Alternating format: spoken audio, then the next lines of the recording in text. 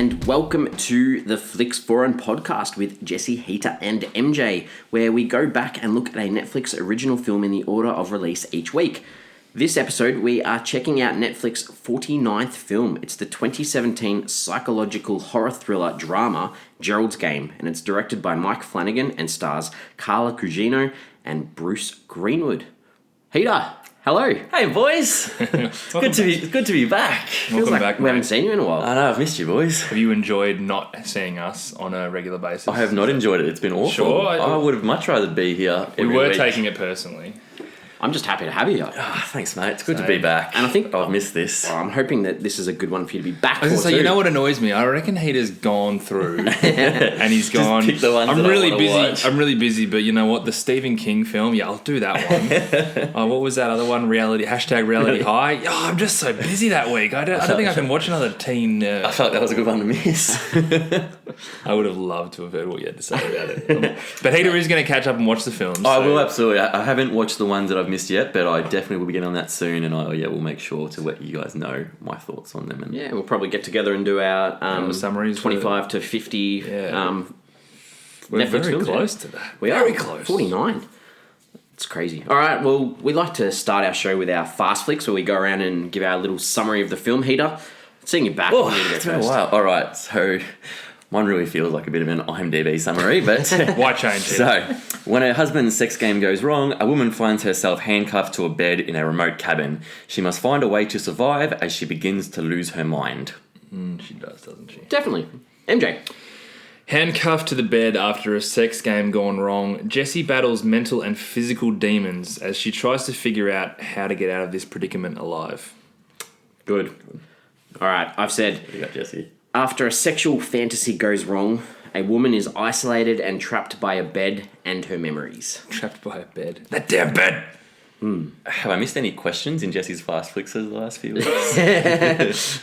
I can't remember. To be honest, you're going to have to get over that. It's just not that big a deal. I love his questions. I was hoping to get one here. Well, good to have you back, Heater. So, give us some info that you know about this film. This is without you. No, I haven't got anything. You guys go. No, well, I was hoping you would tell me more, because obviously it's... you know a lot more about Stephen King to me. Obviously, So that's I just know I'm it's based curious on a about this Stephen too. King kind so of book. Stephen King, if our listeners don't know, Jesse is a very big Stephen King fan. So is MJ. I'm big, but I'm not. I don't quite hit your levels. But no, he is an excellent author. Very easy to read. This is one of his books I haven't... I've read a lot of Stephen King, but I haven't read this one. Yep. It's a short one. I think it's only 300 and something pages. So compared to some of his books, it's on the smaller side. 1992, I think it was released, the book. It's interesting that no one's touched it until now. Yeah, no, not that I know of, but it's interesting too. Like, I don't know whether only because of recently or like in the 90s, this would probably be a hard one to adapt. That's what I read somewhere, saying it was kind of always thought for a while to be like an unmakeable movie. That's fair. Yeah. Like you can totally understand. One of my probably jumping ahead a bit. One of my biggest fears early on was when. Before we get to it, we might do some spoilers in this podcast. So if you haven't seen Gerald's Game and you'd like to watch it, do so before listening to this. But when Gerald first dies and she's handcuffed, I'm like, oh, it's happening already, and there's like an hour and a half to go. Yeah. And that was my thing. Like, how are we going to be filling the screen for all that time? So I can imagine as a book, you can really dig deep into what's going on in her mind and what's actually happening around her and blurring the lines of reality. Probably a lot harder to do on the screen. Yeah, massively. In France, this film is called Jessie. So, it's her story. Yeah. Interesting. So, I guess, internationally, things get titles changes, but so instead of from Gerald's Game... Gerald's Game is a good title, though. I think Gerald's I'm a Game's a real great big fan of that, title, because I think even it's a without the better title. context of what's happening, it just seems like a good kind of horror little title, like Gerald's Game. And throughout the film, like, it is his game. Absolutely, that's the thing. Yeah. And then as soon as you see what's happening, you go, oh, okay, this is what... No, I'm a big fan of that title. Yeah. MJ, have you got anything? Mike Flanagan, the director, Yep. is interestingly directing Dr. Sleep. Yeah, which has just come out recently. Yeah, exactly. So that seems to be the only other Stephen King link that he has, but he does have a horror link with the creator of Haunting of Hill House. which is a TV series that I haven't seen, but Has good raps on Netflix. yeah, and it's been renewed for another season, Yep. so doing a bit, and then Oculus and one of the Ouija movies. Yeah, So very this is sure. kind of right down his alley Notice he had a lot of editing credits. in the film. Yeah, in like TV Oh, and sorry. film altogether. Oh, Yeah, okay, sorry, as a yeah. director, yeah. But this was his 8th feature, so compared to a lot of the films we've looked at, he's got a few in the done a bank few, compared yeah. to some others that we've seen. Yeah, and this without knowing anything around how much Netflix spent or anything like that, because we don't have that detail, this would have been a big venture for Netflix. And you can tell by the amount of people who have watched it that this is bigger than your average Netflix film, and if they're trying to get in a type of fan that may not have been on Netflix originally, this is a good way to do it. So I can understand why everything's a bit more mainstream here, and two pretty decent name actors as well. So Yeah. So it was filmed between the 17th of October 2016 and the 13th of November, so a bit under a month of filming, which is quite interesting considering realistically this film had 2 locations. Didn't really break from the bedroom or the pier. yeah, this would be a brutal shoot though. Sure would have, yeah. Sure would have. So there's a couple of other Stephen King sort of references as well. Like in the film, there's a scene where Jessie talks about being in a well, and she's describing this dream as the eclipse is happening, and it's from Dolores Claiborne. I don't know if you've read. I hadn't read it. I did see the references. Yeah, so it's from the 1992 novel of the same name, and these two, from what I know, I think King was planning on publishing that and this in the one sort of collection, because they're both about men not being very good towards women. Predatory kind of creatures, yeah. And yeah, the beer, I got a bit of a product placement. So there's a beer in the film, and it was from the Fairhope Brewery in Alabama. So it's located quite close to where the film was shot. So I was like, oh, good beer reference. And Where was there a beer? Must have been early on. What's the beer reference? the dad was having a beer. Okay, in the flashback. Yeah. Other thing I had was at the start of the movie, and I didn't pick up on this until I read it and thought about it afterwards. When they're driving towards this holiday house at the start, and they've got that radio news report, and it actually mentions that Moonlight Man about his crimes and grave robbing. I read that afterwards. I didn't click until after. Yeah. I was like, They wouldn't have mentioned him as the Moonlight Man, though, did they? no, they just called the grave grave robbers, which robber. obviously you make that connection to who he was. I'm looking forward to talking about him a little bit more later on. I think he's probably someone I'd like to discuss. Yeah, definitely. One of the, this was a really, really good performance from Carla Gugino. Is that pronounced? Gugino? Cugino? Oh, Yeah, man. Gugino sounds really Aussie and Yeah. Sorry. Carla. But I couldn't not think about how much duress she would have been under filming it, and then you obviously take into account that she is technically 2 characters because Jessie is in the bed, and then Jessie Jessie too. 2. Yeah. So there was another actress basically who played Jessie 2 the entire time. So when Carla was on the bed, then this other girl was off the bed, and then what would happen is that Carla liked to do the Jessie 2 material in the morning. So when she was fresh, which probably makes sense. Her makeup was proper and everything like that. And then she'd do a changeover in the back half of the day, handcuff herself to the bed, which obviously would have been exhausting and really, really difficult for her to track both arcs of those characters together, despite it being the same person. It would have been really difficult. But I just love the fact that there is basically an uncredited person in this film who would have been there for almost every scene. Yeah, And- it's like standing in. Hey, so what did you do for the last month? Oh, I just filmed this film. Oh, yeah, were you my main characters? Yeah, I was. And they go watch it. It's like, you're not in it. It's like, no, I was like a body double. Yeah. I was like, We're standing there, though. but I do want to. Her name was Kimberly Batista. I found it in an interview with okay. Mike Flanagan, and credit where credit's due. Yeah, credit. Well done for your work on this film as well. I guess you were talking a little bit prior about the amount of people that have seen this. So when you look at, I guess, online and the consensus online, IMDb is probably the biggest amount of people that you could see that had seen it. And this is pretty big for one of the Netflix films that we've looked at.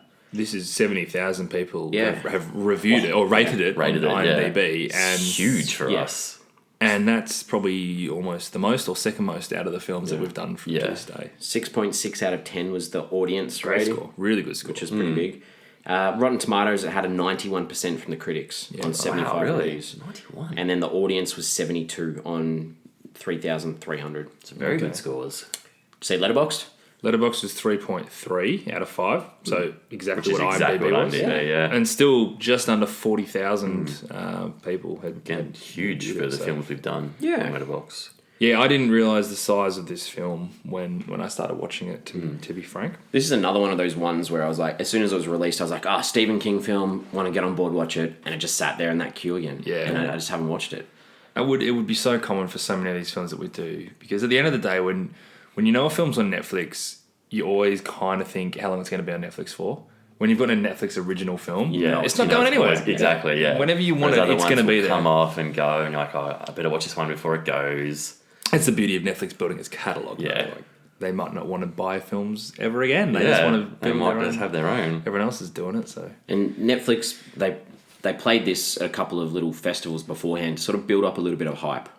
So 19th of September in 2017, they played it at the BFI South Bank, and then at the Fantastic Fest a week later before it hit Netflix on the 29th of September. So had a couple of screenings where the reviews could leak a little bit, so people may be like, oh, okay, someone's seen this, they said it's all right, let's get on and watch it, which is good. It's interesting doing this 2 years later as well. And I feel like now every time Netflix releases a film, I'm just so aware of it because I'm on Netflix all the time, right? And that's the best way that they can advertise their own products. But back then, to be honest, 2 years ago, I probably would have just got Netflix maybe. Like, it wasn't a case of just being such a normal behaviour for me to be on Netflix. So. No, I agree. I'm not even sure. I would have had it 2 years ago. Yeah. It won a couple of awards. Do tell. So at the Fright Meter Awards, Carla Cugino won Best Actress, and the film was also nominated for Best Director, Screenplay and Editing. And then again at the iHorror Awards, she won Best Actress. And then the child version of Jess, played by Chiara Aluria, she won 2 awards as well for like a Young Performer award at a couple of awards too. It's interesting you bring that up because it didn't feel like a straight horror. And it wasn't a straight horror, but it certainly wasn't the film that I expected it to be, knowing nothing about it, knowing that it was a Stephen King film that was marketed as a horror. I was watching this film and... Have you got any more? I'm going into my general thoughts now. All right, let's do it. Early thoughts. Tell us your early thoughts. What do you but I didn't want to... Go for it. Go. But that's kind of what I mean. Like, I think if I watched this film again with a different lens on, I'd enjoy it more than I actually did. So I think my expectations are really high. I'm a huge horror fan. A lot of the films and books that I've read of Stephen King really interest me, are really up my alley. I know he's a clever writer, and I was expecting the cleverness in this screenplay, basically, to be there, and it was. But I don't know. It just didn't floor me. I wasn't frightened at any stage. I got a little bit mixed up between the flashbacks, only because whilst it was a really important character arc and character story, what was interesting me was what was happening here and now and how she was going to get out of that. Okay. And that plot felt too secondary for me, and I kept being like, this is all well and good, but how the hell is she getting out of this? So there's and I'll probably get into more later. There's just a whole few things that left me a little bit, I don't know. It left me wanting for more, and I'm really hopeful that both of you guys really liked the film, because it's going to make me want to Watch it again, because I've read a bit about it, and like the consensus is awesome, and people throwing it out like this is the best Stephen King adaptation that we've ever seen, and I'm like, I wasn't quite there. Okay. Peter? I had no idea this was a horror film going in. So I had not, especially because obviously I wasn't here last week when Jesse gives his thing about it's a horror film. I went into this movie, had no idea it was a horror. I kind of assumed it might be a thriller. I didn't realize it was a horror until afterwards when I'm looking at the classification. I was not scared at all. Like, there was a couple times where I'm like, oh, I hope the dog doesn't start eating her, kind of like a cabin fever kind of there. But I didn't feel scared at all. I kind of thought, no, it's a thriller. And I'm okay with not being scared. I just don't even think there were horror elements which is fine as well. It's fine, but I just kind of, I'm more afterwards, I'm like, oh, this movie was a horror movie? I don't really think that fits into the horror genre. I watched a different movie than I thought I was going to watch. That's kind of my point. Yeah. So is that based on your prior knowledge of King, and you think it's going to be a horror, blood and gore? Or? No, I wasn't necessarily. I was expecting So this is one thing that I think I would have enjoyed as a viewer is if we felt the threat of the Moonlight Man being a proper threat in the here and now. So whilst it made for quite a nice little twist when it's like, oh crap, he was real. If I had have known that he was real and was coming at night time, I would have been like, something's got to happen here, and I'm actually genuinely worried for her. I was just thinking her mind's playing tricks on her, and this is all well and good, but let's get yourself out of there and get your head straight. Not 1 second did I think he was real, which meant that little twist was cool, but it wasn't as satisfying as a twist could have been. I was like, oh, okay, like let's hear it, kind of thing. Okay, yeah, that's interesting. But I would have liked to have felt some genuine fear for her to get out of this situation. Okay.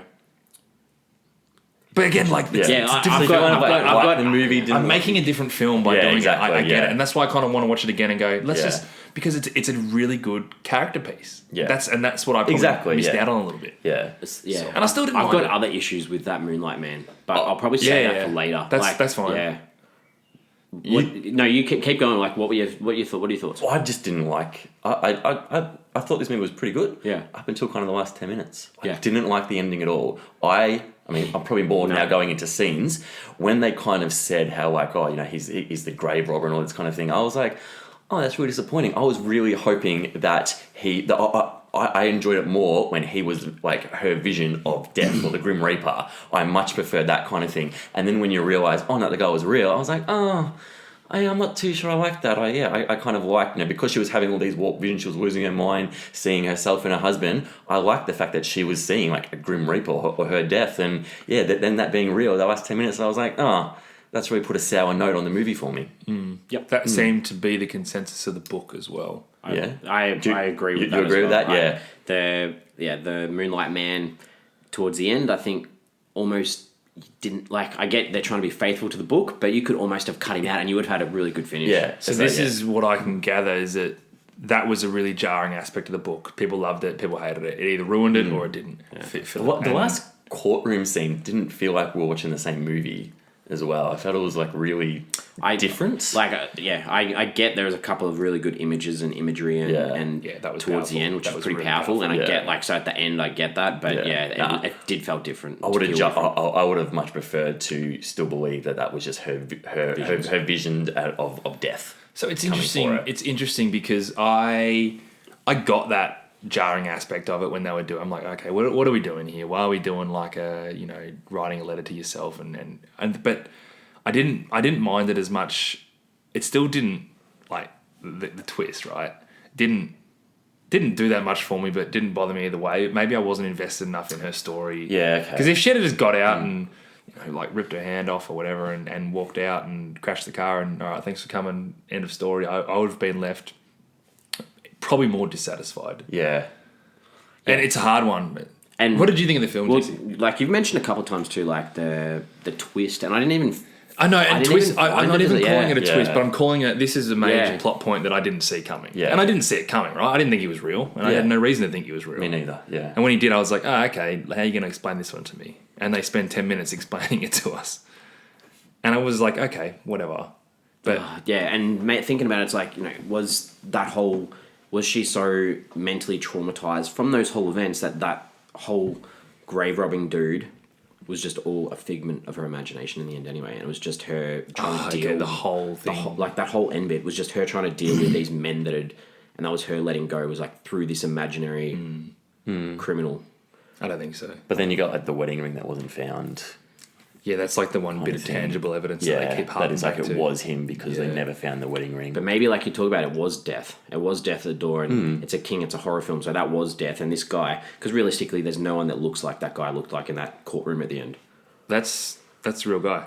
Yeah, I know. But you think about who suffers from that disease. Yeah, okay. Yeah, he does. I was going to say like... no. Okay, well, all right. Don't worry about me. Yeah. But I only found that from reading it afterwards. All right. Well, yeah, I found this engaging, and I'm not going to use the word horror. I'm going to use horrifying, because it was horrifying in a non-jump scare way too. Sure, yeah, horrifying's fine. So the situation she was in, to me, was horrifying. The anguish, I get, and I'm all for that. Recounting what's happened to her in her life, to me, that's what I found horrifying about it. Yeah, it was just a god awful situation to be in, right? Like, what a great way to start a story. That you are handcuffed to a bed, 10 minutes in the middle of nowhere, yeah, and you just have no way of getting out of here. Yeah. All right. Well, let's talk about some characters that we haven't really spoken about, I guess. Well, yeah. I think there's really only two to talk about. Yeah. We can go flashback. The thing that I wanted to really, like, actually, before I go, let's talk about Jessie first, because we can talk about Jessie pretty freely. I initially really struggled with her, and in fact, I don't think that necessarily changed. I kind of had an issue with her passiveness. An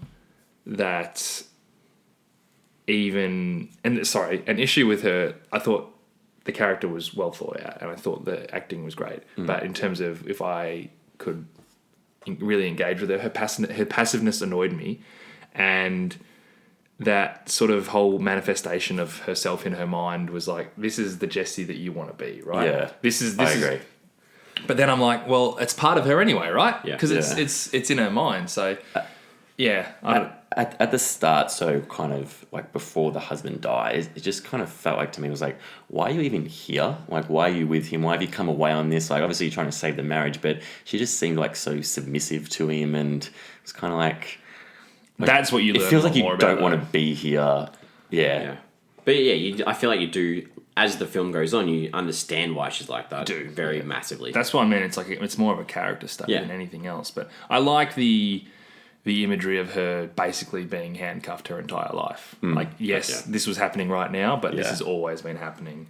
And that was quite clever. And that was obviously a huge part of, we're going to set up this character who is literally handcuffed and can't move. And that's why she's and that's how she's been. Yeah, exactly. And she was massively broken, and that all comes from trauma. And it's one of the, that's how And whilst this is a character chat, I just want to stress again how phenomenal that performance was. Like, she was fantastic. It's a dual role. Fantastic. She's basically carrying the film on her own, doing it without the luxury of being able to move her arms or walk around. Yeah. And then compounded by probably real physical duress that she would have been under. Yeah, absolutely. Big tick. I can understand why it's called Jessie in Germany, France. Yeah, well done. I like that. She was fantastic. Really, really good. What about Gerald? Well, any other character, right? We've got like 8 minutes of Gerald to talk about, and everything else we see of him is a manifestation, Gerald, of her mind. And whilst you want to assume that's just a true to how he was and how he was when he was alive, you're only seeing how Jessie sees him or how Jessie thinks he would react. And you just got to keep that in the back of your mind every time something happens. And it's same with when she's recounting the memories of her father. Like, I guess we have no real reason to dispute it, but you just need to remember this is all her. Yeah. The way she saw the story happening. They just set him up as a jerk. He was a dick. Yeah.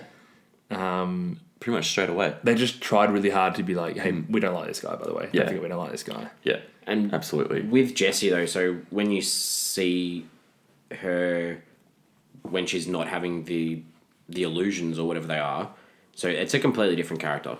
Whereas with him, I feel like his character was the same in both. And even though when he's alive, it's not necessarily from her point of view. So you still get that point of, like, so even though the point of view when he's dead and he's there, it doesn't change. Like, he's sadistic from the start. Like, he says to her, Daddy gets what he wants. And when she asks multiple times, stop, he doesn't stop. So to me, it wasn't like, that he was the same character throughout. And it didn't really matter that. Yeah, absolutely. Yeah, you just wonder how. I mean, you don't wonder how, because they kind of explain how she ends up in a situation like that, because that's all she knows, right? Yeah. It still bothered me at the start when I'm like, he's way too old for her. Oh my God, I've got this here. So the casting. But I know that was deliberate. Oh yeah. So Bruce Greenwood was 15 years older than him, and I reckon, than Carla, I reckon he looks more than that. When he's over her on the bed, I'm like, this is just creepy. There is too much of an age difference, and you look a lot older than you are, or Carla probably looks very, I think probably she looks very young for her age, but I was just really uncomfortable, like, when he's, like, over her and saying these things. I'm like, nah, this age difference is just freaky. I IMDb'd that really early. Yeah. I was like, what year were you born? 15 years. But they kind of reference that later on. Like, he says something like, that's why you went for an older man. Yeah. Take care of you. I just found that really weird. I guess a good segue, and I just wanted to mention her dad. because he was just as sadistic as Gerald. Yeah. And It was the same, It was the same. And I liked there was a line, it was like, he put you in handcuffs way before Gerald did. Yeah, I right. just like that segue that she's been handcuffed by these men her whole life. Yeah. Yeah, absolutely. And that's the story, right? And that's not the story I was expecting to see. And I kind of let myself, and it's on me, like I let myself not be able to take it in the way I should have. The acting performances, I think we've all pretty much said that they were pretty good. Yeah. Yeah, I found Bruce Greenwood really creepy. Yeah, it's a rough role to play. Isn't Creepy it? as hell. Creepy, yeah. Yeah. All right, well... And well done to the other lady who wasn't in the film when she wasn't. Yeah. Great performance. What about surely there was a dead body stunt double for Bruce Greenwood? They're rarely in the same, like he's kind of just like standing up Over, over yeah, the bed, and then the corpse is sort of on the... All right, well, should we talk about some scenes? Let's do it. All right, what stood out for you? MJ, I want to start with you. The main things for me were a couple of really good lines and a nice, basically a really nice monologue from Gerald at one point, talking about being alone in the dark and being afraid in the dark, and I found that really relatable. And he sort of talked about how, you know, people are safe in the dark, or people are safe in the daylight, or they're safe in the dark because they're normally with other people. But you know, when you're alone in the dark and you're a woman, you're alone and the doors are open and anything can happen to you. And the idea of, and this is obviously all in her mind, right? That's what I like about it, because she's thinking so irrationally, and as you would in that situation. And he sort of says things like, is it that inconceivable to think that someone might have died of fear? Like the moon man comes over you and your heart just stops, or like, that was something that I'd be like, I would go through the exact same kind of fear turmoil if I was in your situation. And I just really liked that scene. It was awesome. I don't know if you remember it, but it was awesome. I remember it was good. And then he's got another one about her upcoming death, where he's basically just saying, you're going to die, and this is how you're going to die, and this is how they're going to find you. And I just really like those things, because you got to remember every time that's happening, that's her talking to herself through Gerald, but it's her. It's her mom. That rant he went, it kept going and going, and I was like, whoa. This is how messed up she is. The final scene that I liked, which I know is controversial, I did enjoy it when she was face to face with the Moonlight Man in the courthouse. It was really powerful to me. And whilst I wasn't necessarily on board with the direction of it, him turning around and you seeing him for the first time properly, and him saying, "You're not real, you're made of moonlight," which just confirmed the fact that it's what happened, because that's what she said to him. And then she says, you know, you're a lot smaller than you were in real life. And that was like her full circle. And then she sees her dad and she sees her husband flash through, and that's her breaking away from the shackles that men have had in her whole life. I thought that was just an incredibly powerful scene. And the imagery of seeing him lift his arms up, and that was really strong for me. Enjoyed it. Cool. Peter? I really like the scene of her getting the glass of water off the top of the shelf, the whole kind of situation of her moving it along and almost falling on her, moving it down, then working out the straw, that whole kind of working out how to drink. Really enjoyed that. I'm glad you brought that up. I have a question about this, and I probably needed to rewatch it before I asked it. I swear that Gerald brought that glass of water across in her mind. No, it was after he took the Viagra and then put it over. But I thought that happened, unless that was like a memory of him doing that, because that happened, and then she's like, "Oh, the water," and she grabbed it, and I'm like, "That was like the ghost Gerald that grabbed it across." I'm not sure. Again, I need to watch it as soon as it happened. I'm like, because I saw her reaching for it, and my head was like, "Oh, this is not going to be. It's not going to be there," because he's like sort of walking around talking to her, and then he has a drink, he puts it above her, and then she grabbed it, and I was like, "Hang on." But I got to watch that again. I guess it must already have to have been there. Yeah, of course it. I mean, it has to have been, but I don't remember that now that you speak about it. I just have this memory, like because he went into the bathroom, took the pill, came back out, put the glass on. Was she in the room? I don't know. No, you're making me think about it now. Yeah, I should have rewatched it before I brought it up. She was on the bed. Yeah. Like while he was getting ready, kind of. She was, you're right. Yeah. So she had not handcuffed at that time. Not handcuffed, no. All right. What else? When she slits her wrists and escapes the handcuff. Loved it. God, that was so gross. But bad, but it was just I couldn't keep my eyes away. I was like, this is awesome. I thought it was excruciating to watch, but at the same time, but like, it was so good. And then like almost like ripping her hand off. I was like, oh, this is so sick. The sound in that scene was so intense. Yeah. Because there's like no music soundtrack, in this film. There's no soundtrack for the film, yeah. And the sound was so loud and it was so like defined and like the squishing of like. And so that's the thing. I did struggle watching that, and even turning away, like you couldn't escape. Yeah, because like, the sound. Yeah, I'm like, I know exactly. I love that scene. It was just sick and gross, and I was like, "This is awesome." It was one of the more difficult things I've watched in a long time. Yeah, it was definitely. Apparently, in the book, that scene is even worse to read. And Mike Flanagan made a point of being like, I tried to do it justice, but like you just can't do that scene justice. He's like, when I was reading it, I had to put it down. Like, I just imagine as well, like how into detail we describe it. But no, I did enjoy in a really sick way. I enjoyed that. I enjoyed being like, how's she getting out of here? Yeah, I just kept thinking working out what's going to happen. I did see a review somewhere where someone just being a smartass is being like, why didn't you just say, "Hey Siri," like the phone next to her, and just that's classic. Sorry, just went off. Sorry, Siri, false alarm. But why didn't you just say that to the phone next to her? And I was like, I didn't even think about that during the movie I saw it, and I'm like, nah, mate, stop. Well, there you go. You've just answered your own question because we've both got our phones here, and your voice didn't go off to our thing. So. Also, book was written in 1992. Yeah, fair enough. Yeah, but it would need his voice. Yeah, it's true. Yeah, true. Yeah. It was his phone, was it? Yeah, because he said my was battery's his phone, dead. and neither of our phones just went off then when Heater did it. So mine did. But it's not necessarily plugged to your voice though. I've had my phone go off before to other people saying it. But yeah, don't worry about that one. We digress. Just in general, I just really enjoyed just her talking to like the vision of her husband and herself, and when they were kind of. Like when they were both there and they were interacting, and he'd say something, and then her vision of her would be like, "No, don't think like that. Don't listen to him. Let's do this." I just really enjoyed kind of her going mad and speaking to her visions. But just liked all that. It's really well done. Yeah, Going mad indeed. All right, I liked the opening scene with the packing of the bags with like these transitions, and it was like fading out, and then there's this emphasis on the last one with these handcuffs going on. It sort of set the scene of okay. Like, I knew what the film was about. More than it seems. And I guess, like you spoke earlier, like, I knew that this film was about someone tied to a bed. So I knew that there had to be some sort of explanation. So, I liked that. And then that follow-up with the car scene where she's sitting, he's driving or whatever, and he's trying to grab her dress. Yeah. And then there's that focus on that dog in the rear view mirror, and it's just like, okay, there's a couple of things here that are a bit sus, and it sort of set it up really nicely for me.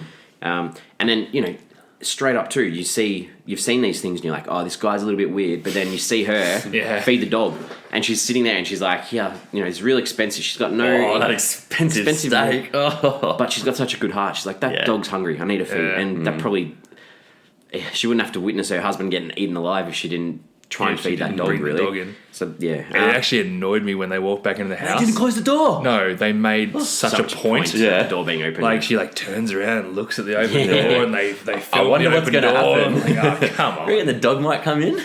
Moonlight Man might come in. And similar to that too, there was so much emphasis on her ripping the tag off her dress. Yeah, I was waiting for that too. The handcuffs clinking, and then the water being put on the bed. I feel like there was such emphasis on all three of those things happening. The tag specifically. And then I was thinking, like, the hell is she going to do with the tag? Because when as soon as she got handcuffed and got stuck, I was like, well, the tag's there. But I'm like, yeah, but what's the tag going to do? Like, you can't in the book it was something different too. Yeah, it wasn't a tag. I read that too, yeah. Even when she got it for the water, I'm like, why are you getting the tag for the water? You're making it a straw. I'm like, how are you making that into a straw? Like, I still don't get what you're doing. Didn't annoy anyone else that the bedside tables were weirdly far away? Yeah, like the idea is it's on your bedside. Like my bedside table at home, I reckon, is like, a few centimeters away from my head. Significant gap between the bed and the bedside. Anyway.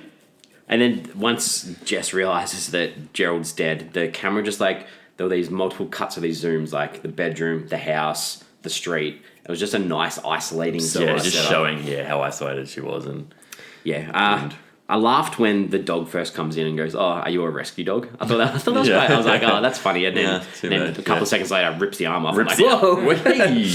No, just a hungry. I really like too that the vision of Gerald. He goes, "Oh, the only person who can hear you is Cujo over there," and I was like, "That's such a cool King reference." Yeah.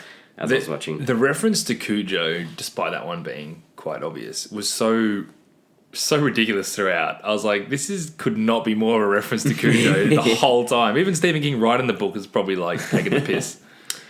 In the flashback, I really felt this sadness when Jessie's standing there in the hallway listening to her mum and dad fight, and the mum's like talking her down, saying, she's, of course she wants to stay back with you, daddy's girl, and she's such a nuisance. I was thinking it was a stepmom. I was like, this is just an awful way to talk about your daughter. And then when the family go out on the water, and then he's on the bench with her, and he's like compliments her dress, I've literally gone out loud, oh no. Yep. It clicked for me then, and I don't know, maybe you guys clicked earlier, but I was just like, oh, this is not going to be good. No, it was pretty similar time. Yeah. I was deeply, I don't know, is that your good scene? I was just deeply because uncomfortable. I was uncomfortable Yeah. because I worked out what was going on. I liked that I didn't pick on that earlier. Because it just got a little bit too much. And even before he did what he did, there were like 6 or 7 lines. Yeah, where you're like, dude, stop it. No, stop just let's not go here. No. I did like the scene where later on they're sitting around the dinner table and the dad goes and touches the baby bump and then she just loses it and smashes that glass. And obviously that's got that good connection to what she can do now, but I did like that. And then there's all these references to blood too, which some of them were a bit gross, but I did like, they was talking about, who I was when you got your first period and these types of things. But I did like that when she does get her wrist off, to wrap it up, she uses the pads. So I was like, it's this. Oh, yeah, true. It was like this connection. I don't know. I just thought that was. The idea that you just said gets her wrist off is just crazy, isn't it? Like, she peeled her skin back like it was a glove. Ugh. And the last thing you briefly mentioned before, I liked, there were these quick little shots at the end where it was like, the cut of the wedding ring and the handcuffs with the dad, and it was like this entrapment sort of thing. All right, what didn't you like, MJ? No, the two main things for me were the cutting of the wrist, which again I can appreciate, and but I just had. But I can also definitely see how you don't. It would be remiss of me not to bring it up. Yeah, that I had a lot of trouble watching it, and scene with her daddy was dreadfully uncomfortable. But yeah, just in general, I the flashbacks of her life, as I said, interesting character study, felt really secondary for me in a situation where I was kind of invested in her in that room getting out. I know it was all important, but none of it was giving me ways to get her out. Apart from the fact that she thought about the glass. Yeah. Actually, it really bothered me when she did have that water at the end and break the glass, that she didn't at least finish the water. Yeah. I'm like, you know what? Finish it off first. It's going to take you 5 seconds to finish that water, and then you're going to get a bit of... But she couldn't. No, she had the straw still. Yeah, but that straw was useless now. It was absorbed the water. I would have given it a go. Nah, it was a couple. It bothered me. I was getting thirsty straw. watching it. Heater? So we talked about just the end part, and just the big one for me with her dad was after the eclipse one, when they're in the bedroom and he's kind of talking about, it's not your fault and kind of whose fault it is. I'm just like, you're manipulating, and it's just so bad. And I just wrote down a bunch of swear words that I won't repeat. just thinking about her dad in that situation, I'm just like, oh mate, you're just that was just really uncomfortable kind of scene, and I just got really angry with what he was then saying to her afterwards. Yeah, about kind of whose fault and not fault it is. I'm just like, nah, mate. And they did a good job setting that up, because it was like she was trapped in the corner. She slowly stepped away, and then he corner. comes and sits down. It's like, nah. Yeah, predatory. Don't like you, mate. The only thing that I sort of wasn't a massive fan of, like I've already mentioned, was that Moonlight reveal at Moonlight Man at the end. Mm-hmm. And I get you got to stay true to the book, but you don't have to. You certainly don't have to. Mike Flanagan said that he liked that part of the book. He was one of the people that liked it and said he never considered not doing it. I think they changed it a little bit. I believe that she writes a letter to one of her friends that is never referenced in the film, so they make it out like she's writing a letter to her younger self. But there were a few little things that they changed. So he still had creative license to do what he wanted with it, but he felt that to be important. Cool. There was, one more I missed out. I'm not sure if I just missed it in the movie. Did she ever have to go to the bathroom, or ever talked about going to the bathroom while she was handcuffed to the bed for, it seemed, a few days? Didn't come up. Oh, was it only one night, though? Did it only go dark once? I can't remember, but it just seemed like... I was just kind of sitting there for a while going, Sure, you've got to. Because that she didn't drink much. Because that was the whole thing, though. Like the Moonlight Man, his footprint's there, but he's coming back tonight. That was kind of the thing. So I think she only slept for one night. Okay. And it was probably late. It was like 5 o'clock when they. Yeah, first actually, did yeah. it. Okay, yeah. All right, I'm okay with But it. yeah, no, I'm just like, I'm just like, after a while, I'm like, sure, you've got to pee soon. She might have pissed herself. She may have, but it just wasn't It wasn't a great scene. pointed out to. And here's a scene where she pisses herself. Yeah. It's a good question. Though. Themes? This film was saying quite a bit. The overwhelming theme of the potential for men to have a truly toxic impact on a woman's life and dealing with that male perversion. Yeah. And how it impacts her. Yeah, like Whereas the trauma it leaves on her for kind of the rest of her life. husband and daddy didn't bother them. That was just them being them, but it was everything to her. So, survival. Yeah, Obviously, yeah. being able to survive in conditions. Marriage.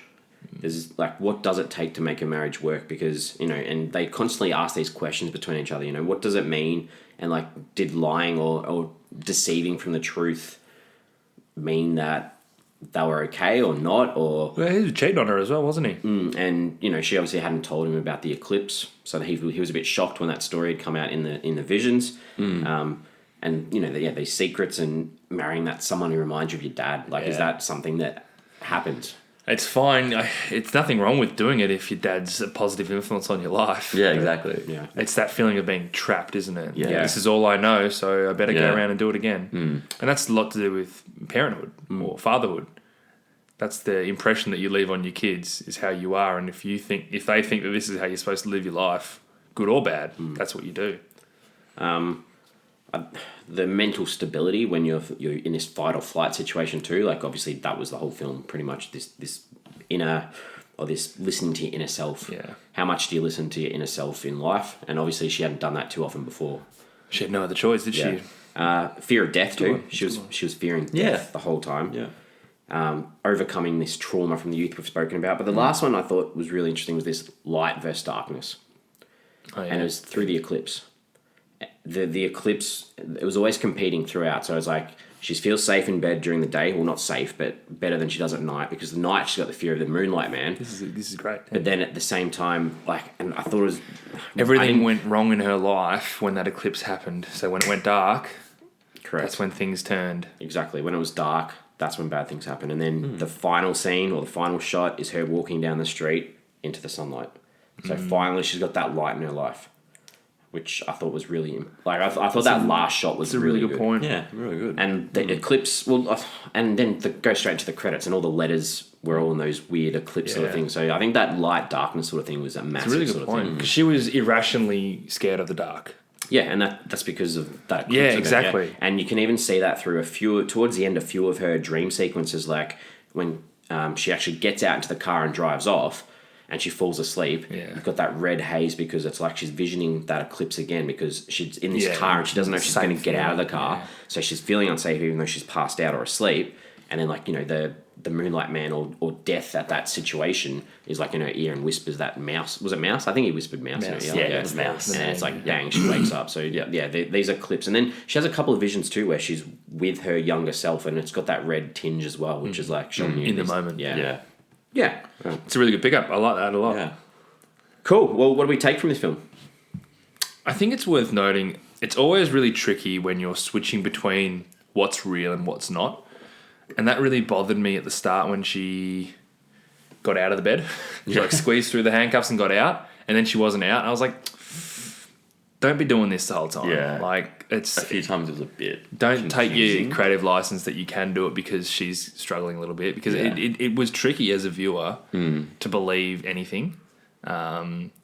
And the But balance that's good was- because it gives like how she was feeling. She didn't know what was real and what wasn't. Yep, and I give you that, and that's a difficult thing to convey, and he did that extremely well. yeah. But he did that well just with the her talking to herself and her talking to her husband, and that was really good. But I don't know, it started when you start questioning everything and going, "Is this real? Is this actually happening?"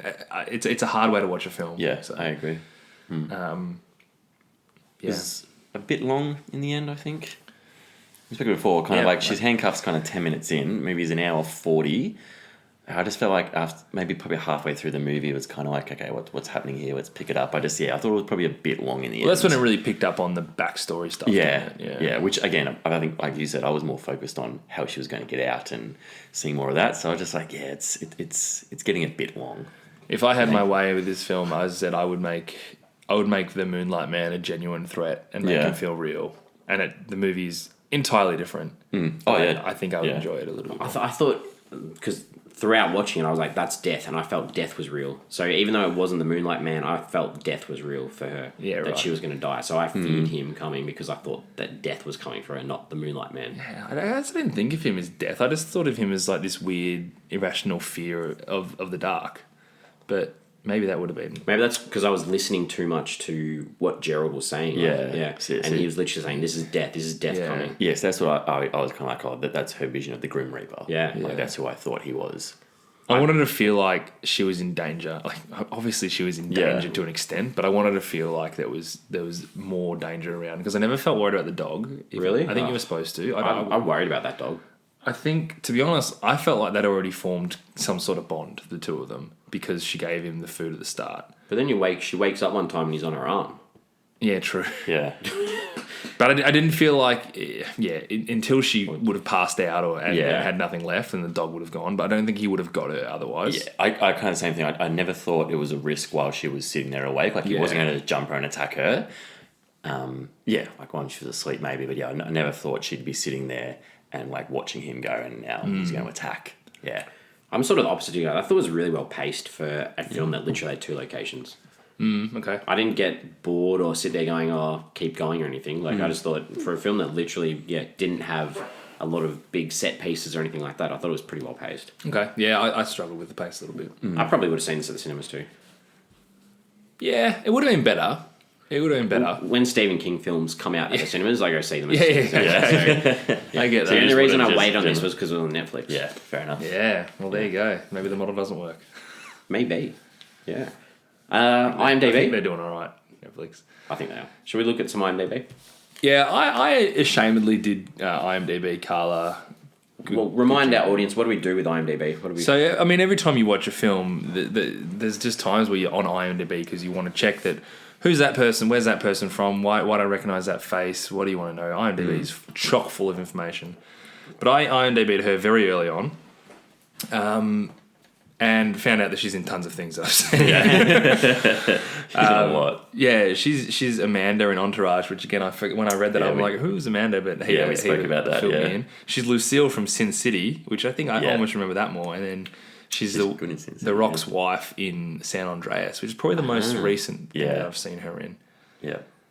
I've never actually watched the full film of Sin City because I fall asleep every time I try and watch it. Do you really? Yeah, what is wrong with you? One of those films that I don't know, I just fall asleep. Peter and I are massive advocates of Sin City. I reckon we've watched it together like at least 3 or 4 times. We have. I need to try and get through it. Please do. It's like The Notebook. The Notebook, very different film. First 5 minutes I'm asleep. Quite different.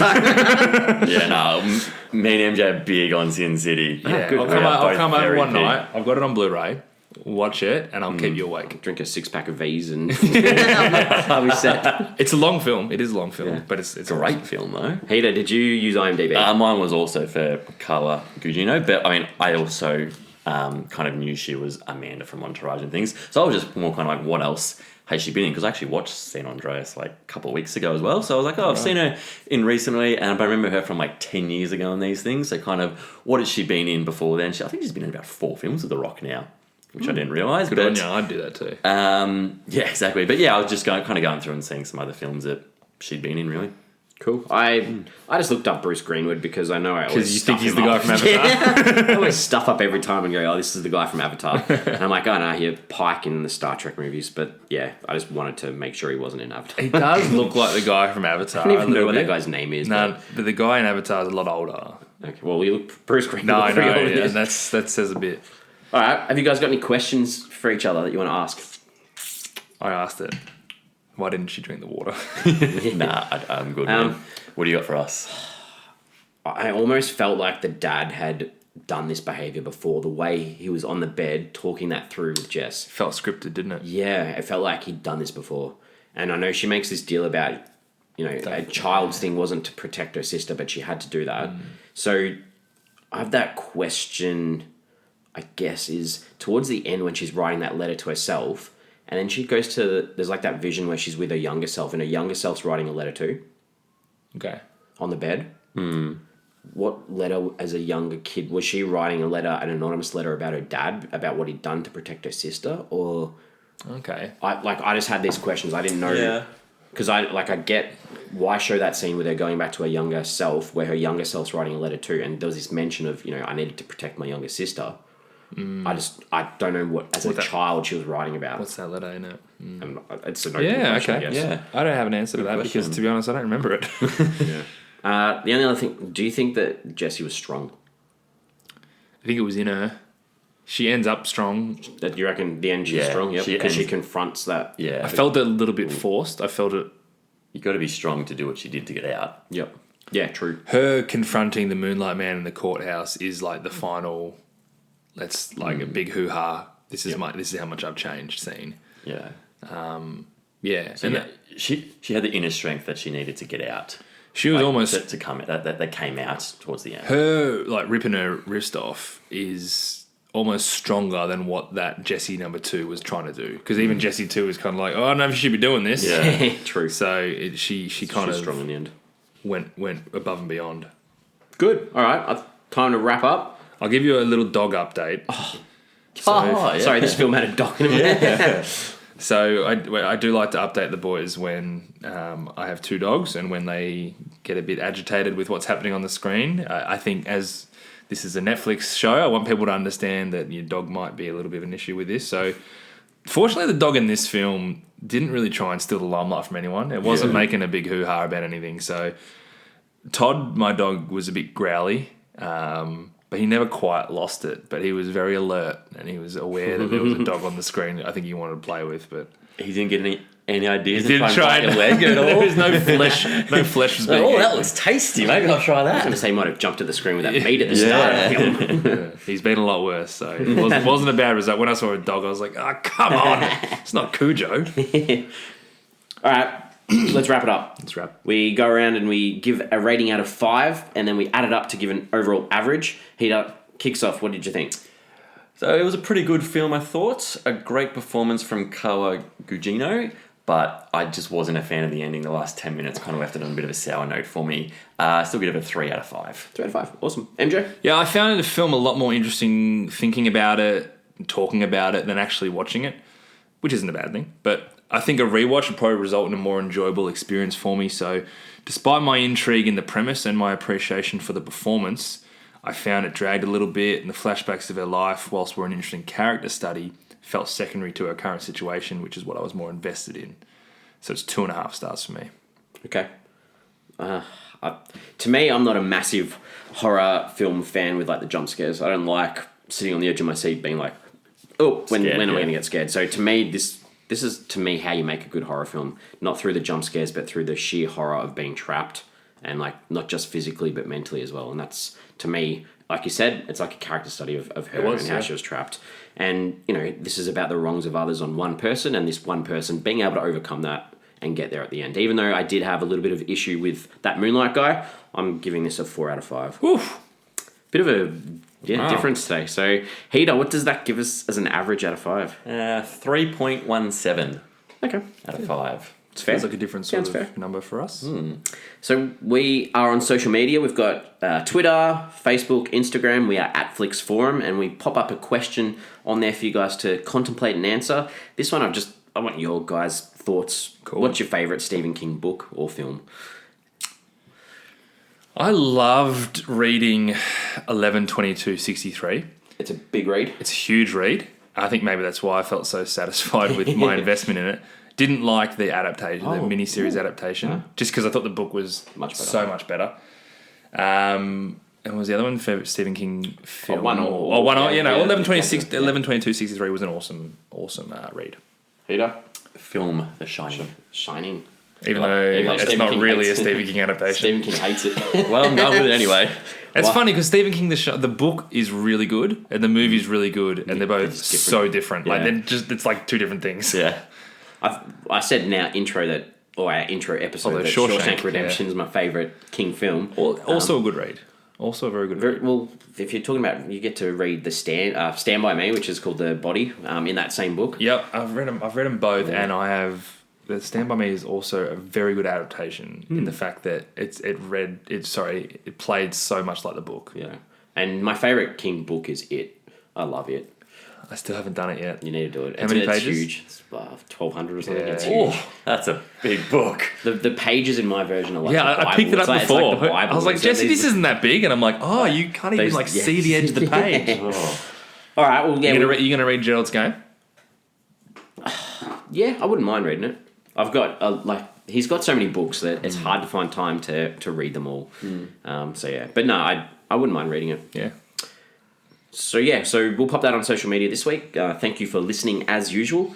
Next week we will be looking at a romantic drama from 2017. It's called Our Souls at Night. It's directed by Ritesh Batra. It stars Robert Redford and Jane Fonda. So two. Couple of small names. Talk about small names. Robert Redford's back. Yeah. Redford's a Netflix specialist. Sure is. So, and I think is Jane Fonda. She's got a Netflix show. I think.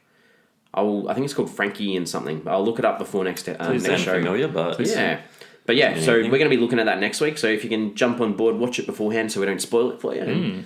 Come along for the journey. It's been really good having you back, Heater. It has been good having you back. it's been good to be back, boys. Looking forward to seeing you Thoroughly next week. enjoyed this. Good, and we'll catch you guys soon. See you then. See you, boys. Bye.